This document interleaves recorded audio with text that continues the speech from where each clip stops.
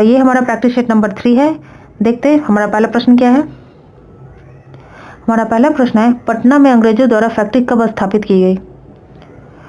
Option दिए गए हैं 1651, 1650, 1652 या फिर 1660।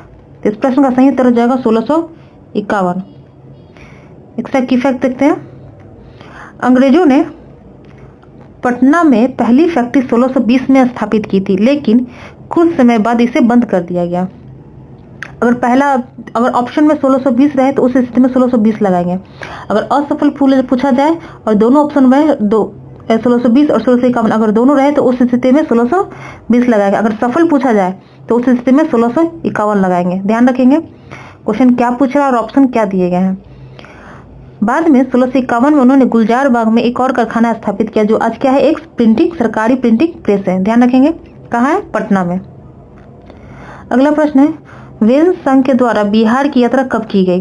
ऑप्शन दिए गए 635 ईस्वी में, 600 ईस्वी में, 605 ईस्वी में या फिर 650 ईस्वी में। तो इस प्रश्न का सही उत्तर हो जाएगा ऑप्शन नंबर ए, 630 ईस्वी में वेन संघ के द्वारा बिहार की यात्रा जो है 630 से लगभग 642 के आसपास की गई थी। ध्यान रखेंगे। और शताब्दी अगर पूछा जाए तो वेन संघ ने 7वीं शताब्दी में बिहार की यात्रा की थी, जो कि 630 से 42 ईस्वी के बीच की थी। अगला प्रश्न है, लोटा विद्रोह का क्षेत्र कौन था? ऑप्शन दिए गए हैं हाजीपुर, तिरहुत, सारण या फिर पूर्णिया या फिर इन सभी। तो लोटा विद्रोह का जो क्षेत्र था वह हाजीपुर भी था, तिरहुत भी था, सारण भी था और पूर्णिया भी था। अर्थात इस प्रश्न का सही उत्तर हो जाएगा ऑप्शन नंबर ई, सभी। एक्स्ट्रा की फैक्ट में, लोटा विद्रोह 1856 में बिहार के मुजफ्फरपुर जिले के कैदियों द्वारा मिट्टी का लोटा दिए जाने के विरोध में किया गया एक विद्रोह था। ब्रिटिश सरकार ने कैदियों को पीतल के लोटे के बजाय मिट्टी का लोटा देने का आदेश दिया था, जिससे कैदियों की धार्मिक भावनाएं क्या हुई, आहत हुई और उन्होंने इसका कड़ा विरोध किया। तो लोटा विद्रोह कब हुआ था? यह हुआ था 1856 1856 में, 1857 के जस्ट एक वर्ष पूर्व। और यह बिहार के मुजफ्फरपुर जेल के कैदियों के द्वारा किया गया था। और किसके लिए किया गया था? मिट्टी के लोटा और पीतल के लोटा के लिए किया गया था। ध्यान रखेंगे कब किया गया था? 1856 में बिहार के मुजफ्फरपुर जेल में। अगला प्रश्न है, कुंवर सिंह सिपाही विद्रोह में घायल होने के कारण मृत्यु किस दिन हो गई? सिपाही विद्रोह यह 1857 की बात की जा रही है, जिसे सिपाही विद्रोह के रूप में भी जाना जाता है। इनकी मृत्यु कब हुई थी? तो इनकी मृत्यु, इनका ऑप्शन दिया गया है 28 अप्रैल 1858, 26 अप्रैल 1858, 25 अप्रैल 1858 या फिर 28 अप्रैल 1857 में। तो कुंवर सिंह की मृत्यु 25 अप्रैल 1858 ईस्वी में हो गई थी। डेट याद रखेंगे, 25 अप्रैल 1858। अगला प्रश्न है, अशोक द्वारा स्थापित स्तंभों का निर्माण बिहार के किस क्षेत्र से प्राप्त हुए? ऑप्शन दिए गए हैं लौरिया नंदनगढ़, लौरिया अरेराज, रामपुरवा, बसाड़ या फिर सभी। तो अशोक द्वारा जो स्तंभ बिहार में मिले हैं वह है लौरिया नंदनगढ़, ये भी ठीक है, लौरिया अरेराज से, तीसरा है रामपुरवा, डी है बसाड़, ये चारों से प्राप्त हुए हैं। अर्थात इस प्रश्न का सही उत्तर हो जाएगा सभी, ऑप्शन नंबर ई। लौरिया नंदनगढ़ और लौरिया अरेराज ये दोनों ही पश्चिमी चंपारण से मिले हैं। ध्यान रखेंगे पश्चिमी चंपारण। और रामपुरवा जो है वह पूर्वी चंपारण से मिले हैं। और बसाड़ जो है वैशाली। यहाँ नोट में देखिए, लौरिया नंदनगढ़, लौरिया अरेराज क्या है, पश्चिमी चंपारण से मिले हैं। रामपुरवा पूर्वी चंपारण से, बसाड़ वैशाली से। ये मैंने इसलिए मेंशन किया है ताकि आपको आप भूले नहीं, इसलिए पीडीएफ ले लेंगे और वहां से रिवीजन कर सकते हैं आप। अगला प्रश्न है, प्रसिद्ध बौद्ध सारीपुत्र का जन्म कहाँ हुआ था? ऑप्शन दिए गए हैं नालंदा में, गया में, पाटलिपुत्र में या फिर वैशाली में। तो प्रसिद्ध बौद्ध जो सारीपुत्र है, यह जो है इनके शिष्य रहे बौद्ध भगवान के। तो ये एक शिष्य के रूप में इन्होंने काम किया है। तो इनका जन्म कहाँ हुआ ये पूछा जा रहा है। तो यह जो थे, इनका जन्म जो हुआ है वो नालंदा में हुआ है। देखते हैं एक्स्ट्रा की फैक्ट्स। प्रसिद्ध बौद्ध शिष्य सारीपुत्र या शारीपुत्र जो अपनी प्रज्ञा और ज्ञान के लिए जाने जाते थे, इनको धम्म सेनापति या फिर धर्म के सेनापति भी कहा जाता था। ध्यान रखेंगे। धम्म का सेनापति या धर्म के सेनापति किनको जाता था, कहा जाता था? तो बुद्ध बौद्ध शिष्य शारिपुत्र का, जिनका जन्म कहाँ हुआ था? नालंदा में। अगर मैप में देखेंगे नालंदा कहाँ है, देखेंगे नालंदा यहाँ पे, मैंने यहाँ मैप के हिसाब से भी आप फाइंड आउट कर सकते हैं। ये रहा नालंदा, जो कि पटना से सट रहा है। शेखपुरा, लखीसराय, नवादा, गया, ध्यान रखेंगे। अगला प्रश्न है, बिहार के निवासियों को व्रात्य किस ग्रंथ में कहा गया है? ऑप्शन दिए गए हैं पंचविंश ब्राह्मण, कादम्बरी, वेदसांकी यात्रा के विवरण में, या फिर अंगुत्तर निकाय में। तो बिहार के निवासियों को व्रात्य जो है वह पंचविंश ब्राह्मण में कहा गया। ऑप्शन नंबर ए इसका सही करेक्ट आंसर हो जाएगा, ऑप्शन नंबर ए, ध्यान रखेंगे। अगला प्रश्न है, बिहार की पहली फिल्म कौन थी? ऑप्शन दिए गए हैं बलमा नादान, दंगल, पुनर्मिलन, या फिर गंगा मैया। तो इस प्रश्न का सही उत्तर हो जाएगा पुनर्मिलन, ऑप्शन नंबर सी। अगला प्रश्न है, सर्वोच्च न्यायालय के पद पर आसीन होने वाले बिहार के प्रथम न्यायाधीश कौन थे? ऑप्शन दिए गए भुवनेश्वर प्रसाद सिन्हा, ब्रजकिशोर प्रसाद, महादेव देसाई, या फिर भार्गव देव। इस प्रश्न का सही उत्तर हो जाएगा सर्वोच्च न्यायालय के पद पर आसीन होने वाले बिहार के प्रथम न्यायाधीश जो बने थे ये थे भुवनेश्वर प्रसाद सिन्हा, याद रखेंगे। अगला प्रश्न है, बिहार में अब तक कितनी बार राष्ट्रपति शासन लग चुका है? ऑप्शन दिए गए हैं 10 बार, 5 बार, 6 बार, या फिर 8 बार। तो बिहार में जो सर्वप्रथम जो लगा था वो लगा था 1968 में, और वो भी लगातार 1 महीने तक।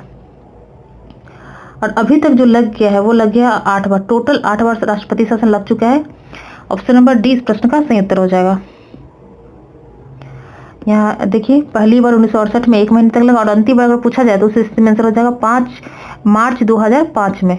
अंतिम बार अगर पूछा जाए तो मार्च 2005 में, ध्यान रखेंगे। और अंतिम बार जो लगा था 2005 में, तो उस टाइम कौन थी सीएम कौन थी? तो राबड़ी देवी, याद रखेंगे ना। अगर सीएम पूछ लिया जाए तो उस स्थिति में राबड़ी देवी हो जाएंगी।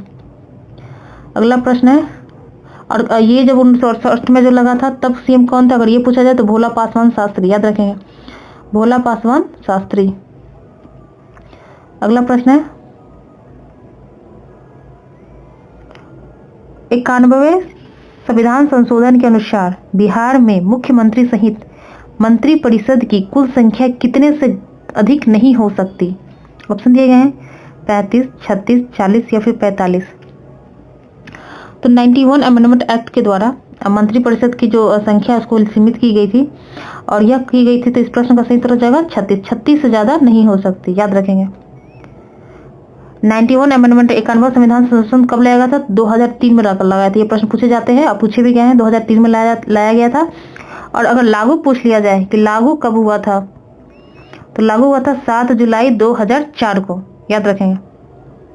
अगला प्रश्न है, बिहार विधान परिषद के सदस्यों की संख्या कितनी है? ऑप्शन दिए गए हैं 245, 243, 250, या फिर 543। तो बिहार विधान परिषद के सदस्यों की संख्या जो है, नहीं, यहाँ बिहार विधान परिषद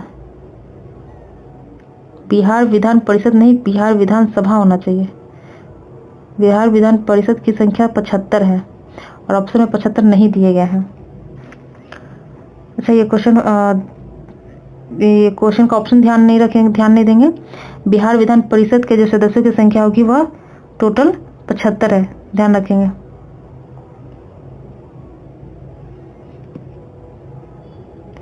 अगला प्रश्न है, बिहार विधानसभा का कार्यकाल 5 वर्षों का होगा किस अनुच्छेद में कहा गया है? तो यह जो किस आर्टिकल में कहा गया था? 170, 172 का ए, 172 का बी, या फिर 171 में। तो बिहार विधानसभा का कार्यकाल जो है 5 वर्षों का होगा, यह कहा गया 172 के बी में, याद रखेंगे। कार्यकाल की चर्चा 172 के बी में की गई है। अगला प्रश्न है, बिहार के प्रथम राज्यपाल कौन थे? जयराम दास दौलतराम, जगन्नाथ पहाड़िया, जगन्नाथ कौशल, जाकिर हुसैन। ये सभी ही बिहार के राज्यपाल हैं, पर यहाँ पूछा जा रहा है प्रथम कौन थे? तो प्रथम हो जाएंगे ऑप्शन नंबर ए, जयराम दास दौलतराम, याद रखेंगे। अगला प्रश्न है, और यहाँ पे की फैक्ट्स में देखेंगे, राज्यपाल की अगर नियुक्ति की जाएगी किसी राज्य का एक राज्यपाल होगा, यह चर्चा किसमें है? आर्टिकल 153 में। अगला प्रश्न है, बिहार के प्राकृतिक भाग कौन से हैं? ऑप्शन दिए गए शिवालिक पर्वत श्रेणी, बिहार का मैदान या फिर दक्षिण का संकीर्ण पठार। तो ये एक चीज ध्यान रखेंगे, यहाँ देखिए, ये अगर मैं बिहार को देखूं, बिहार के मैप को, तो बिहार जो है वो 3 क्षेत्रों में बटा हुआ है, प्राकृतिक रूप से 3। यह हो गया शिवालिक पर्वत श्रेणी, ये है मध्य का मैदान, और ये दक्षिण का संकीर्ण पठार। ये जो यहाँ पे पटना से ये हो जाएगा आपका शिवालिक पठार, ये होगा मध्य मैदान, और यहाँ से जो होता है वो दक्षिण संकीर्ण पठार। तो अगर प्राकृतिक रूप से पूछ लिया जाए तो बिहार 3 भागों में बटा है। ध्यान रखेंगे तीनों का नाम, ये प्रश्न बनते हैं और पूछे भी गए हैं। अच्छा सॉरी, हाँ प्रश्न गया, हाँ यहाँ पे 17 नंबर। तो पहला तो शिवालिक श्रेणी जो कि ऊपर वाला हिस्सा हो जाएगा, या ये वाला हिस्सा।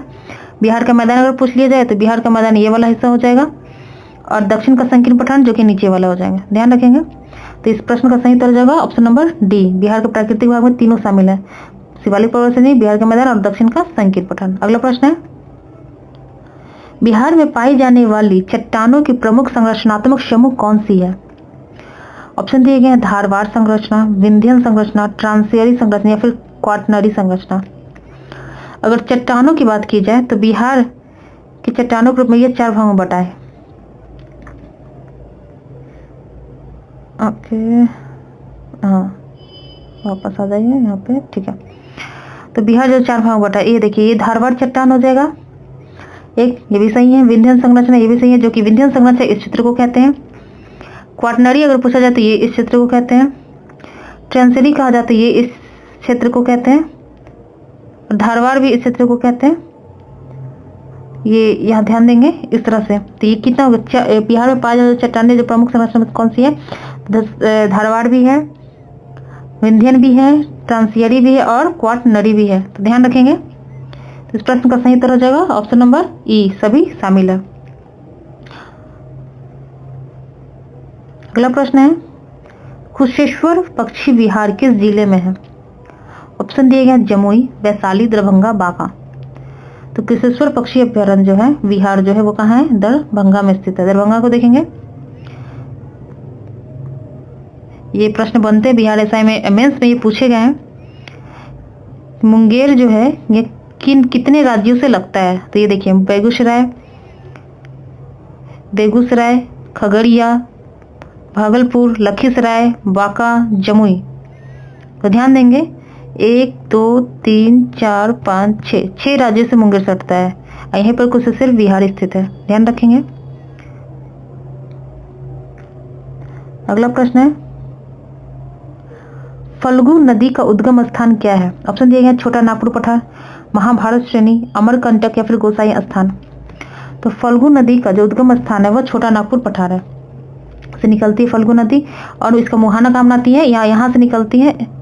मैप पे अगर ध्यान से देंगे तो छोटा नागपुर यहाँ से निकलते हुए ये क्या करती है? गंगा में मिल जाती है। इसका मुहाना गंगा नदी में होता है। ध्यान रखेंगे। ये हमारा लास्ट प्रश्न था। अगर आपको वीडियो पसंद आता है तो वीडियो को लाइक करें, कमेंट करें और शेयर करें।